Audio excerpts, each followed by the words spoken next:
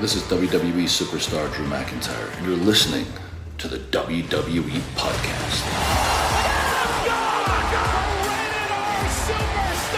The champ is the one that everybody wants, me. It's going to WrestleMania. Claymore. Austin 316 says I just whipped your ass. This is my iron. You're going to acknowledge me. Welcome to your weekend review. This is the WWE Podcast. It is Sunday, October 16th, 2022. I know that we were supposed to do a live show.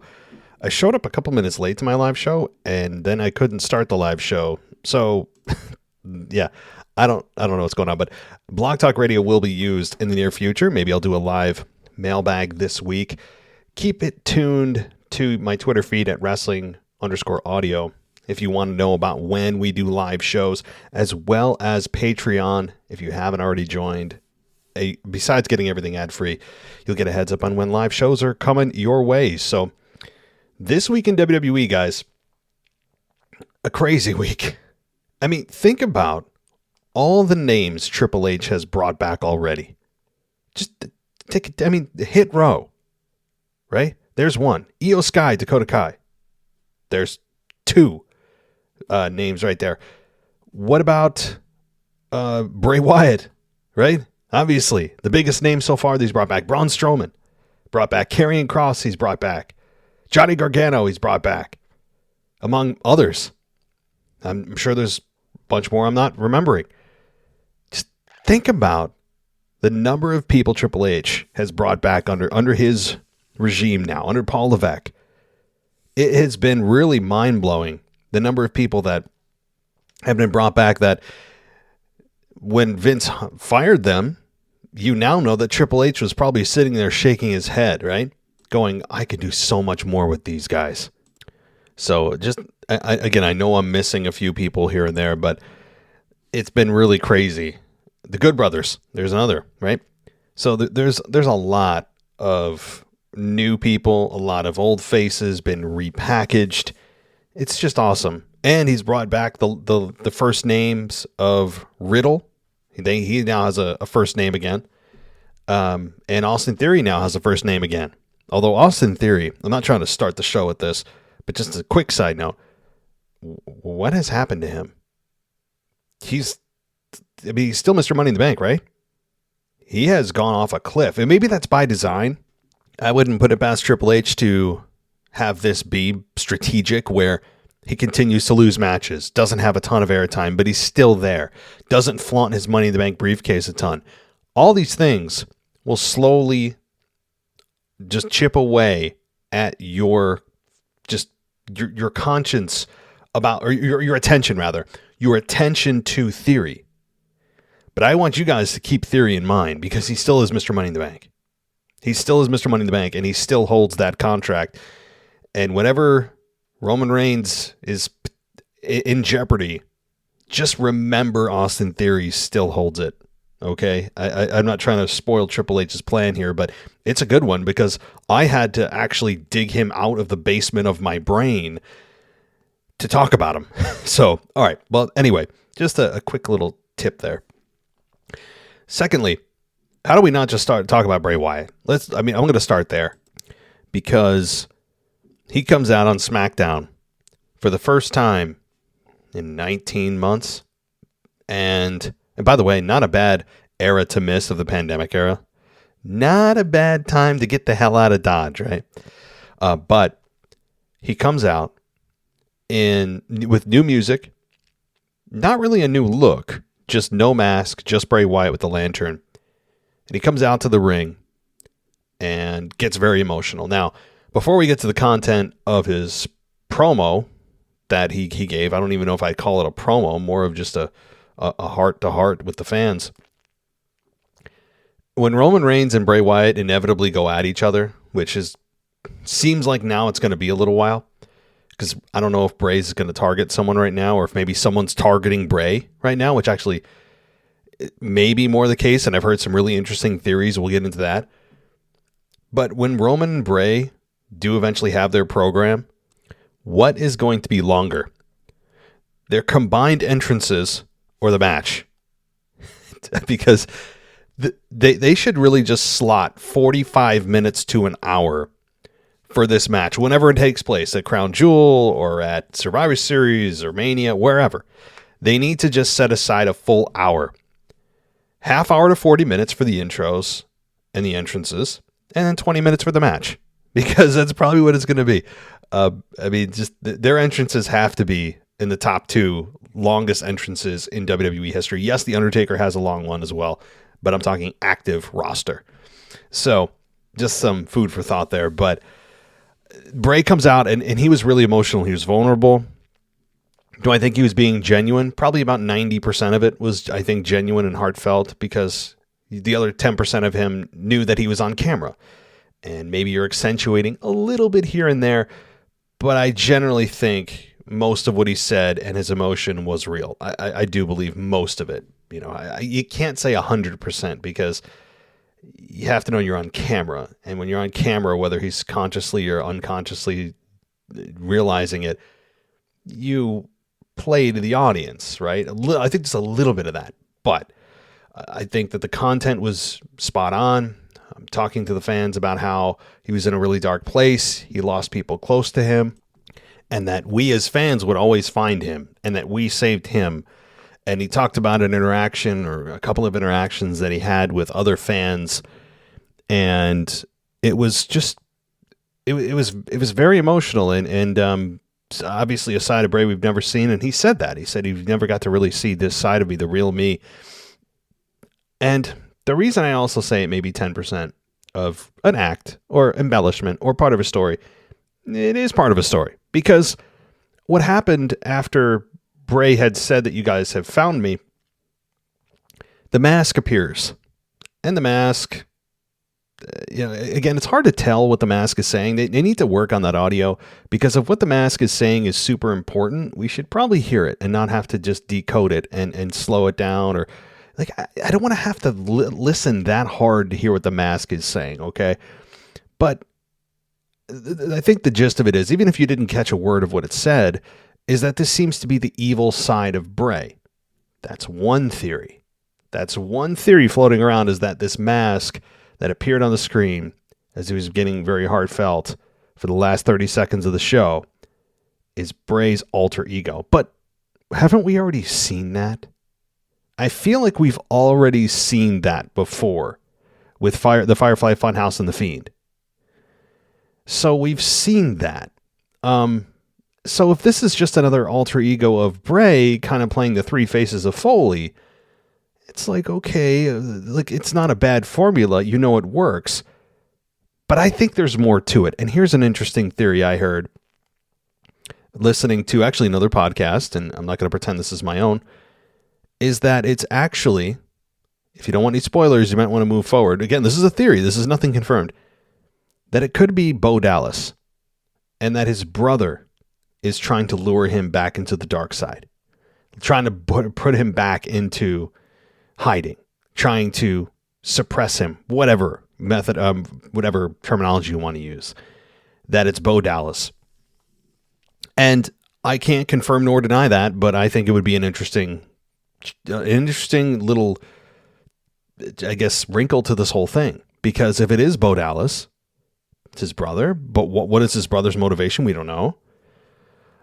I mean, again, I don't know if that's true or not, but I think that'd be more interesting than if it's just, it's Bray Wyatt. It's the Fiend again, except it's not the Fiend anymore. It's just this other entity that he can transform into. Now, it's really hard to judge where the hell they're going with 1 week. Bray Wyatt returned, and then we get this kind of dual personality, presumably, of Bray again. But we don't know where this is all going. This could be, and I actually suspect this is, a very, very long-term story. What do I mean by long-term here? Probably not a payoff until WrestleMania. I think, given, you guys have to think about this, that Bray Wyatt has had 19 months off. Now, he hasn't been thinking about a storyline comeback, a comeback storyline the whole time, but when you are coming back to WWE And especially with Triple H now in charge, who seems to love long-term stories on top of the fact that he loves factions. My God, how many factions do we have in WWE now? More factions than single stars. But they had as much time as they needed because Bray wasn't active on the roster. It's not like they needed to rush him back for any reason.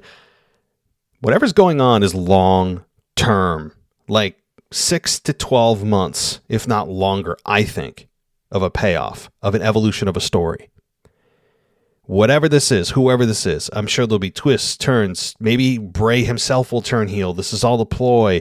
I don't know. Bray Wyatt or Wyndham is, from Triple H's own mouth, is one of the most creative minds that he said he's ever come across in his life, but that he needs to be reeled in because he just goes on tangents and is so deep with what he wants to deliver that he needs to reel Bray Wyatt in. That said, I think there's some long-term storytelling going on here. Not just your typical, oh, let's get it to the next pay-per-view. That's what's really going on. No, I think there's a lot going on, which makes this even more fun. Because this isn't your typical wrestling storyline. I think there's probably going to be hocus pocus involved, which on a limited basis is okay with me. I don't want him pulling in Alexa Bliss. I've already made that clear. I don't want Alexa Bliss anywhere near this. And if she does get sucked back in, I just don't see a way in which it's good for her career. But I'm really looking forward to this. Again, it's hard to talk about this given it's 1 week of content. It's week 1 of probably like 50. I mean, who knows? So let me know what you guys think. I'm very interested to hear what your theories are. And if you want to present them to me and I can word for word say it on the air, email me at realwwepodcast@gmail.com or mailbag@wwepodcast.com, and I will read it on Wednesday/Thursday's mailbag. That would be the best time to do it. That way I can hear your theories. What is going on with this? What is this beginning of? Is it Bray himself? Is it another entity? We've heard about the Wyatt Six. I mean, I'm sure you've heard about that. The Wyatt Six said Bray's going to start his own faction. God almighty. Which, honestly, I wouldn't hate. And the reason I wouldn't hate it is it would give Bray Wyatt something to oppose the Bloodline with. And sure, we have the Brawling Brutes right now opposing the Bloodline, but let's be honest, that's a stepping stone for the Bloodline. It's not a destination. If Bray were to form his own group and go after the Bloodline at some point, that would be fun. Yes. So, I don't really want more to say about Bray Wyatt right now because there isn't much more to say as the weeks and months go on. Things are going to get weird. Things are going to get fun. I'm sure there'll be ups, downs, confusion, questions. And we have a ton of questions, more questions than answers. And I'm sure that that's a better thing to have than all the answers and no questions, because then your interest level goes down. So, okay, I got to move on to something a little more tangible here. As fun as the Bray Wyatt thing is, it's really just conjecture with like less than 1% of the information available to determine what the hell's going on. It's all just pie in the sky stuff. So, all right, let's move on. Let's talk about Drew McIntyre at the beginning of SmackDown, because there was something interesting happened here that I haven't heard many people talk about. And that is, okay, Karrion Kross gets in a car accident. We don't know how it happened. We don't know who hit him. We know nothing other than just the crew's there. And we have Drew McIntyre on the scene quickly to attack Karrion Kross after he's been in a car accident. Now, I'm not saying this is a heel turn. I don't think it's a heel turn. But the viciousness of this, the timing of this, is suspect. Was Drew the one orchestrating this car accident? Did he have anything to do with it? I don't know. We don't know. I don't know what's happening. But I do know that I felt the slightest of sympathy for Karrion Kross after getting in a car accident and then having somebody beat you up. So I'm going to just kind of say it's neutral right now. It's a neutral move. And maybe some people would say it's justified based on the outcome of Extreme Rules between these two, and Drew's just has pent-up anger. I don't know. It's just something to kind of put in the memory bank here of, do babyfaces really do this? You know? I don't know. Just something to think about. if you're looking for any scrap of evidence of a Drew McIntyre heel turn, that would be it. At least the beginning of one. Do I think it is? No. But it's the first time I felt like, wow, Drew's really doing that? That's a little much. That's how I felt. So, all right. Well, beyond that, we got Roman Reigns over a phone call, ordered Jay to make sure Zayn won his match, and Zayn sounded pretty elated to talk to Reigns, and he was making inside jokes that made Jay jealous. So we got the Zayn versus Kofi Kingston match, and Jay clocked Kingston with a super kick. It allowed Zayn to get the victory.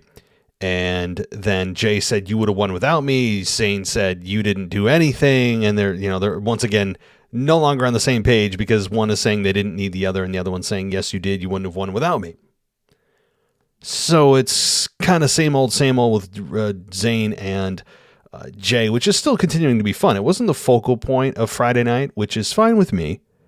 Zayn is certainly a breath of fresh air and a welcome addition to the Bloodline story. But it wasn't the focal point like it has been in weeks past, and that's cool with me. It was just kind of a subplot.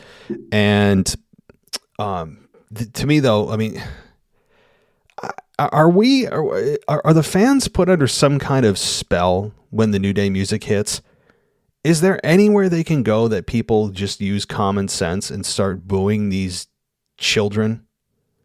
I mean, seriously, can we just find a crowd that is over this act? The best way, I would say, is sure, boo them at the events by all means, but also stop buying their merchandise. If your kid says, "Hey, Daddy, I want a New Day t-shirt. I want Bootios for Christmas," you know what you say to your kid? Grow up.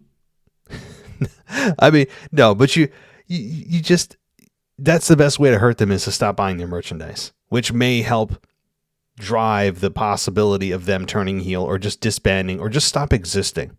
Just cease to exist, period.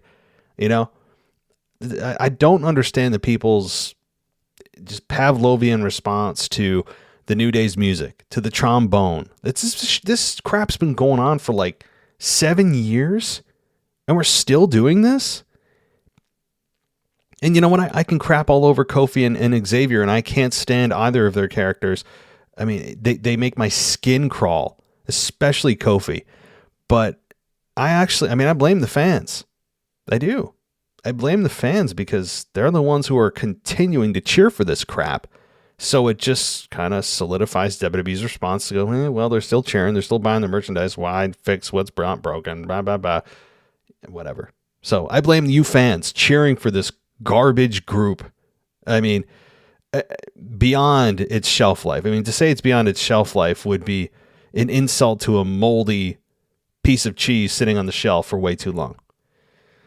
All right. I had my rant of Kofi and Xavier for the week. And by the way, on a side note, beyond the fact that I despise their entire group and character, two things. When Big E returns, it's going to be just an even more head-shaking disaster of him going back into just, dancing fool Big E, I think. I don't think he'll be on his own.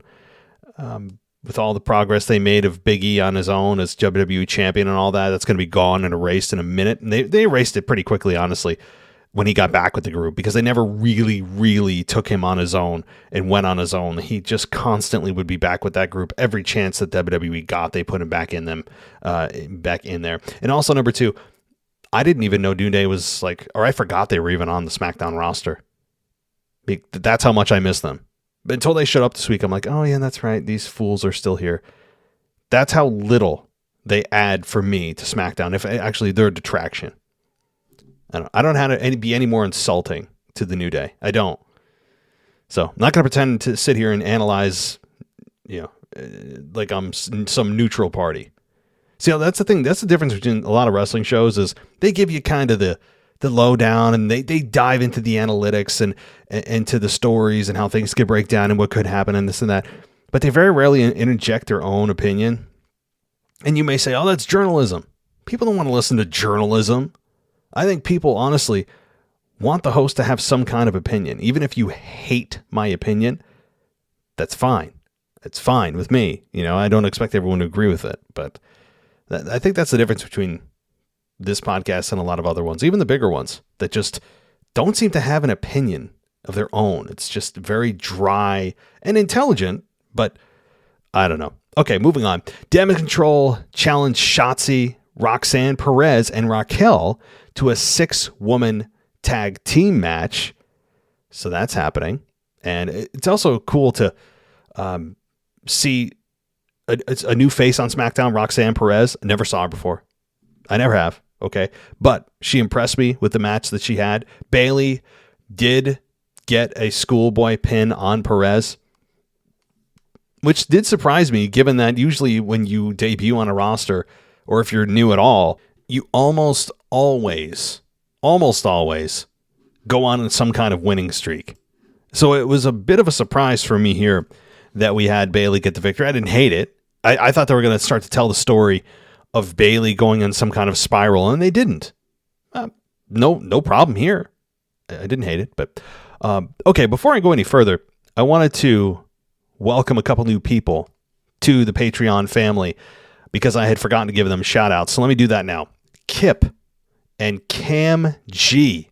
Thank you both for joining the WWE podcast family. Enjoy your hundreds and hundreds and hundreds of ad-free episodes. And that dollar is going to go a long way. So thank you so much, Kip and Cam G. All right.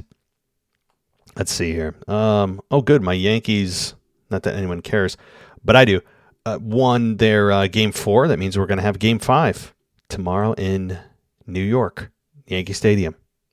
So that is what, yeah. Anyway, that's what's on my mind.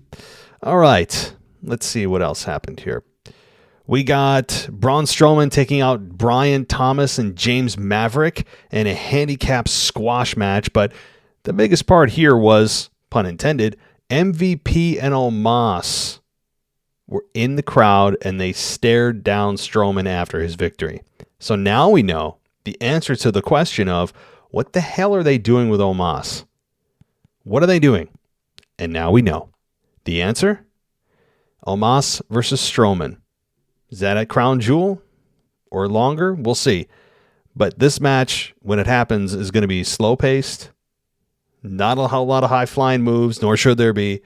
So this is going to be it's like a palate-cleansing match from the typical match you see with 90% of the roster, which is a good thing. Slower-paced, high-impact, good stuff. Is it going to be a 5-star classic? No.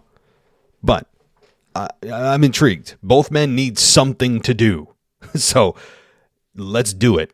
You know, they are doing the same thing, just squashing people. So let's bring them together. Good. It's just smart business. Okay. Oh, LA Knight, formerly known as Max Dupree, defeated Mansoor via pinfall after landing the BFT. Knight shunned the New Orleans fans and put the WWE roster on notice in a post-match promo. Yeah, I was surprised he turned heel that quick. I thought they'd let that linger a little bit, but LA Knight definitely seems to fit him much better than the Max Dupree thing. And you just know this would be a Vince McMahon special. If Vince were still here, Vince would be like, you don't need that LA Knight crap. Max Dupree. He would be all over that.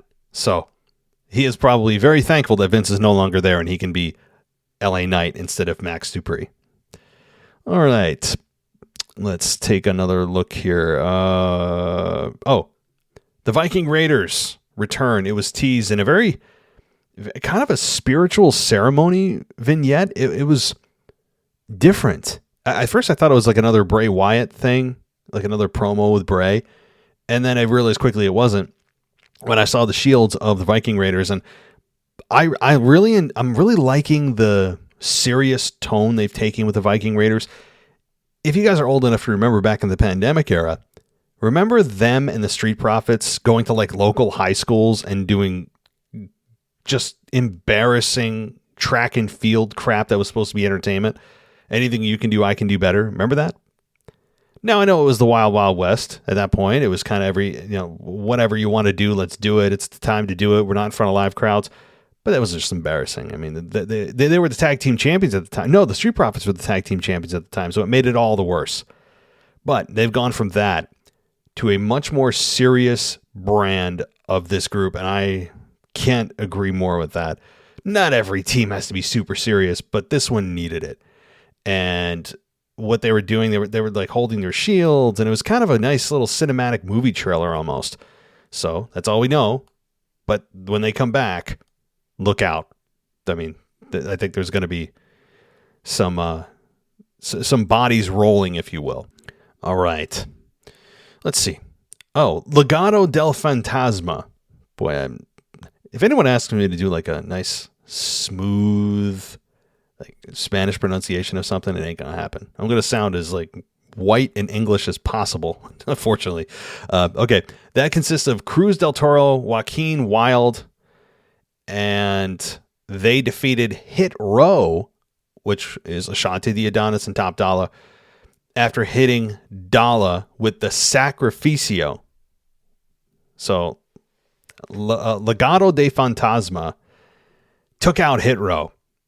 And Zelina Vega is back. She returned last week. I missed a lot of SmackDown last week, but she's back with blonde hair, and she's always great as a manager of a group. Now, I said in the past, in years past, and I still believe this, that she is a future women's champion.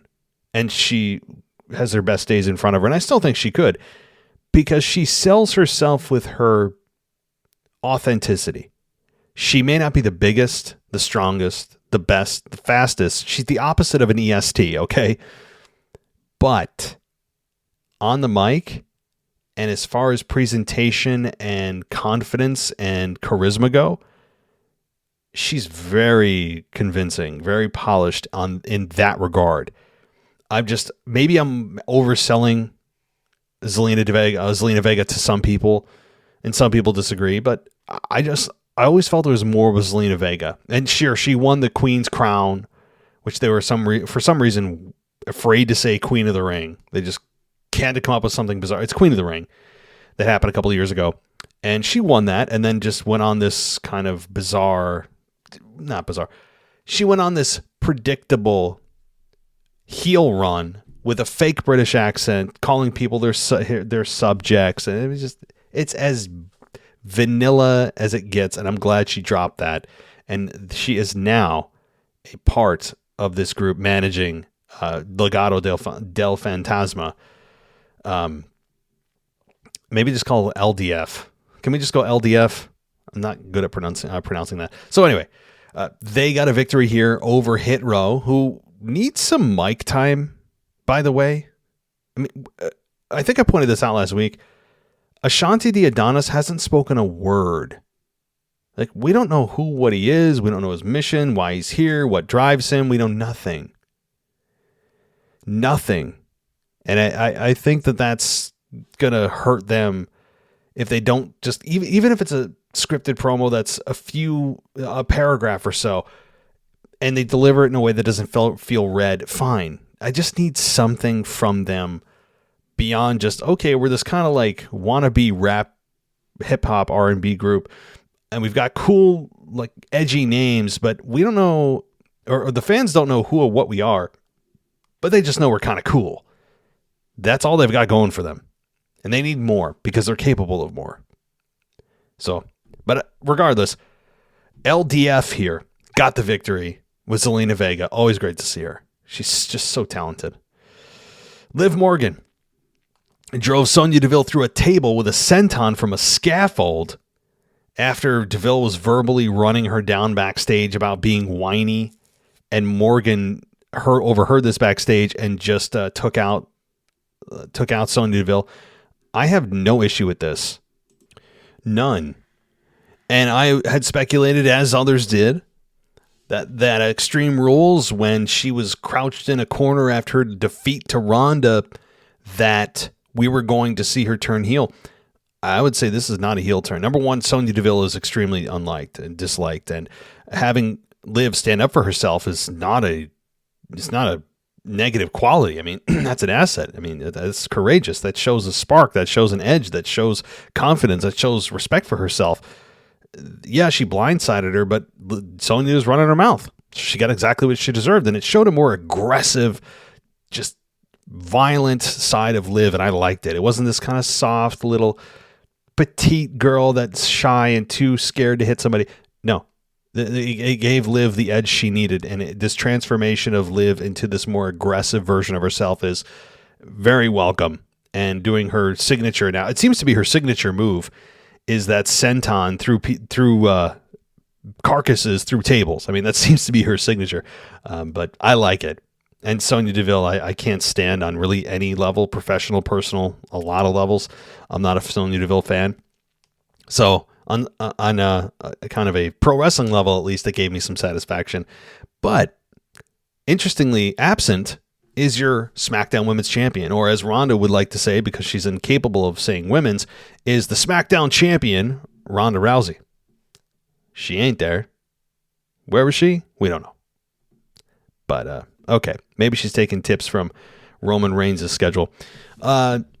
Let's move on and talk about the number one contenders match for the Intercontinental Championship. Now, really good. You have Rey Mysterio fill in for Karrion Kross, who was originally supposed to compete in this. It was Ricochet, Sheamus, and Solo Sikoa as the rounding out the opponents here in a fatal four-way.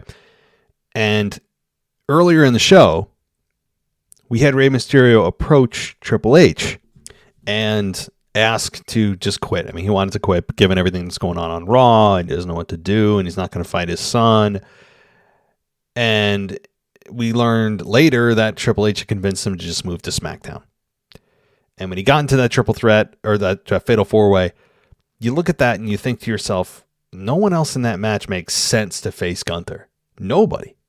You know, Sheamus, you can't have another one just yet. I mean, you save the third one for down the line. I think people would have been kind of a little numb to it the third time around. It still would have been great, but you want to save that for later on when you know you have an ace in the hole. You don't want to just blow it right now. So you kind of knew Sheamus was out, given he already had a couple of chances. And you have Ricochet, who didn't he already face Gunther at one point and get destroyed? And, you know, Ricochet has about as much momentum as, you know, Dominic did before he turned heel, which is none. You know, Ricochet is another talent that you don't know why you should get behind him, other than he seems like he's this clean cut dude that can do cool moves. That's it. But also Solo Sikoa didn't make sense. Why? You're not going to have heel for an IC title match. So when Rey entered this match, you're thinking, yeah, that's, he has to win. And he did in what was a very good match. Very good.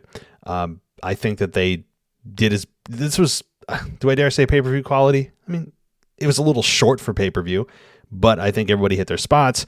We got Ridge Holland and Butch coming out to even out Sami Zayn and Jey Uso, who interfered, and Mysterio gets the shot by getting the victory, and he used the frog splash a la Eddie Guerrero to take out Ricochet and get the victory. And you have to know, this is nothing more than another step forward for Dominic Rey. Because if you think him hiding on SmackDown is going to prevent him from the New Day or the Judgment Day finding him, you've got another thing coming. This was nothing more than adding to the arsenal of and justification for Rey, being able to say, I did everything I could. I even moved brands, and you keep seeking me out. You've left me with no choice, right? So Rey is doing everything he can. They are trying to make Rey as sympathetic of a character as possible, and they're succeeding. You know, Rey's trying to do best by his family, trying to do what's best for his son, trying to take the high road, and he's being forced and shoved and pushed and prodded every which way he goes. And now they're going to hunt him down on SmackDown. You can guarantee that during the Intercontinental Championship match between Rey and Gunther, whenever that happens, that Dominic is going to solely cost, maybe the whole Judgment Day will get involved, but at least Dominic will be the sole reason why Rey loses that match with Gunther. Period. End of subject. case closed. I mean, there's no other way to put it. That's what this is. This whole design is just to get Dominic and versus Rey Mysterio to get us another step closer to happening. And that's all this is for. There's no chance, zero chance that Rey beats Gunther. Again, I don't know when it's happening, but I think that's the case here. But, I like the way they're doing it. I have no problem. It's predictable, but so what? If it's the right thing to do, no problem with me. Oh, let's see. What else? I didn't... What was happening on SmackDown next week? They did preview it. They have a women's tag team match. I know it's with Raquel Rodriguez, Roxanne. I think it's the triple. Are they going to do a 6-woman tag team match next week? I just can't remember off the top of my head. But they also advertised the return of Logan Paul. I'll wait for the guys. Calm down. Relax. You don't need to be screaming. I know it's exciting. Okay? I'm trying to do a show. Stop screaming. I'm as excited as you are that Logan Paul is coming back next week because it has been a really bad show without him. I mean, it's been putrid. Yeah. So that is the selling point for next week because they have to promote this match between Roman and Logan Paul that, again, no one outside the country of Saudi Arabia gives a damn about. And it's, that's just the truth of the matter. All right. Well, hold on. I had some notes for SmackDown. I want to make sure that I got them. With Bray Wyatt, one other thing that I will say is kind of an analogy about what I said earlier regarding this story being a super long, well thought out, maybe at times probably going to be convoluted and more complicated than it needs to be because Bray Wyatt is helping develop this. Think of it as peeling back an onion. Peeling back an onion layer by layer for this story. That's what this is going to be. It's going to be multi-layered and just lengthy. And again, hopefully not too complicated. But okay, let's move on to Raw just a little bit. And let's see. I got to remind me what happened. It's been so long, I feel like, since Raw. Sami Zayn again put in charge of Jay. Roman Reigns was there on the season premiere. Notice there's no season finale for WWE. There's never a season finale. It's just always the season premiere. I don't know. Just an observation. I thought about that. I'm like, they keep telling the season premiere, but like, shouldn't you have a finale to do a premiere? So how do we know when it ends? Why don't you call the show before the premiere the finale? Well, of course you can't do that. Why? Well, because they'd have to really put on a great show at almost pay-per-view quality. Everyone expects finales to be huge and cliffhanging and all that. It doesn't work for a ongoing programmatic TV show like pro wrestling, unfortunately.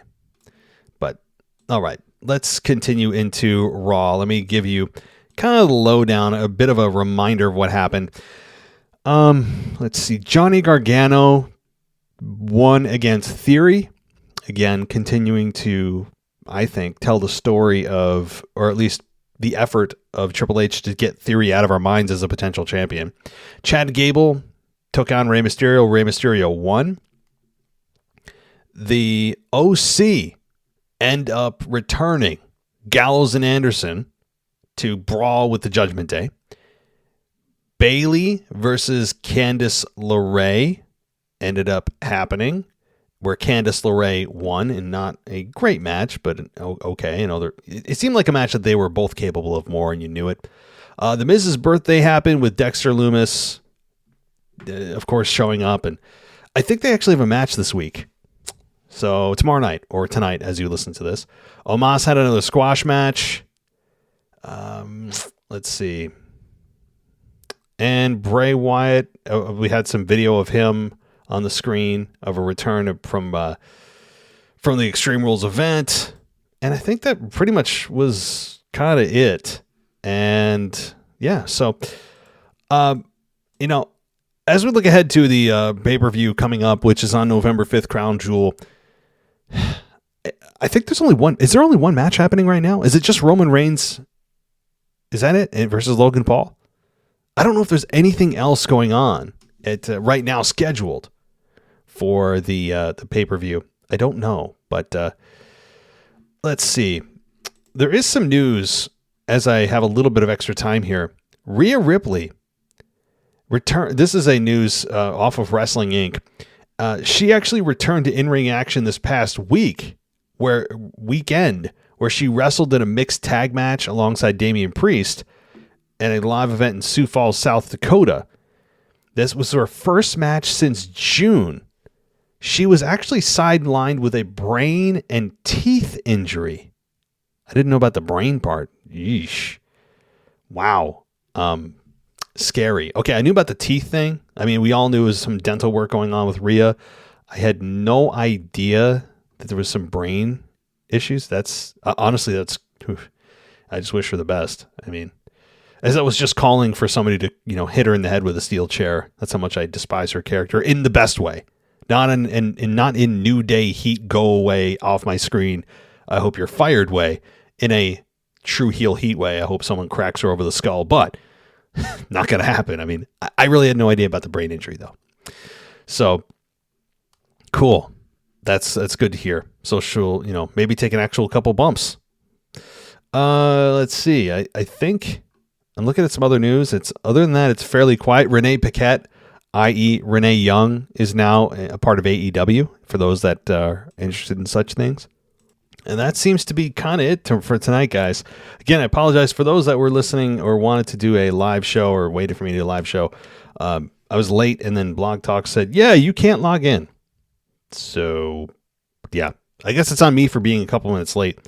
But, also on Blog Talk Radio, they should let me log in or at least call in. I could get into my account, but I couldn't actually call in as a host on the show. It was bizarre. So, but nonetheless, I will be doing another live show this week, and keep it tuned to wrestling_audio on Twitter, or become a patron, and you can get the heads up there as well, and also get ad-free everything.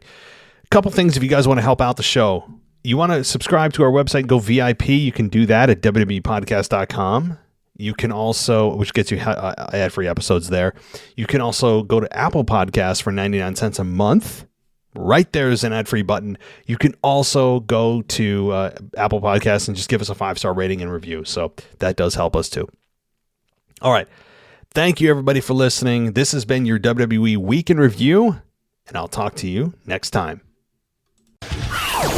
Thanks for listening to the WWE Podcast. Don't forget to subscribe on your favorite podcast app so you don't miss a show, or head to WWEpodcast.com. And for all of these shows ad-free, head over to patreon.com/WWE Podcast. Until then, we'll see you next time.